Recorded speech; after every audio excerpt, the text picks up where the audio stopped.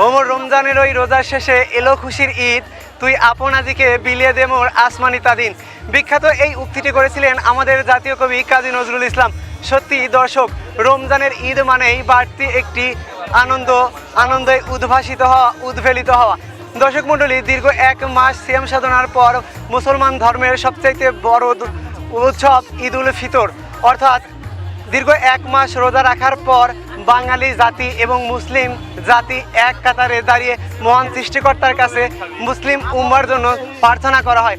দর্শক মণ্ডলী, আজকে আমাদের এই অনুষ্ঠানটির মাধ্যমে সেই মুসলমানদের ধর্মীয় উৎসব ঈদ উল ফিতর নিয়ে নানা বৈচিত্র্যপূর্ণ যে আনুষ্ঠানিকতা হয়ে থাকে সেটি আপনাদেরকে দেখানোর চেষ্টা করছি। সাথে রয়েছি আমি এম শফিকুল ইসলাম হৃদয়। দর্শক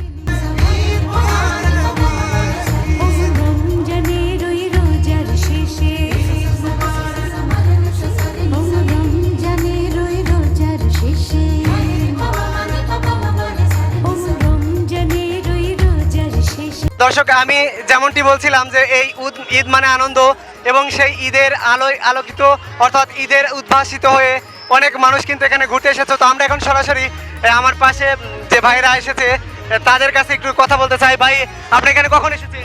এই তো ঘন্টা দেড়েক হলো। মানে এখানে এসে আপনার কেমন অনুভব হচ্ছে? না, এখানে তো সেই লোকেশন দেখতেছি অনেক সুন্দর, অনেক মানে এখানে অনেক লোক দেখতে পাচ্ছেন এবং অনেক আনন্দ উপভোগ করছেন, তাই তো? হ্যাঁ, হ্যাঁ। তো আপনার বাসা কোথায়? আমাদের বাসা রায়গঞ্জে।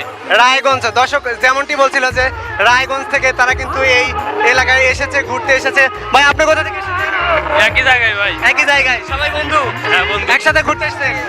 এই দেখতে পাচ্ছেন সবাই বন্ধু টন্ধু সবাই একসাথে কিন্তু ঘুরতে এসেছে। আমি আপনাদেরকে সেটি কিন্তু এখানে দেখানোর চেষ্টা করছি যে এখানে কি প্রচুর পরিমাণ দর্শনার্থী এখানে সমবেত হয়েছে এবং এখানে তারা এই ঈদের আনন্দ উপভোগ করতে এসেছে।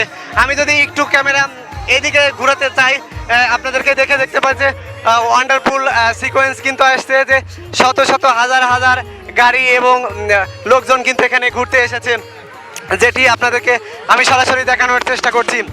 রমজানের ওই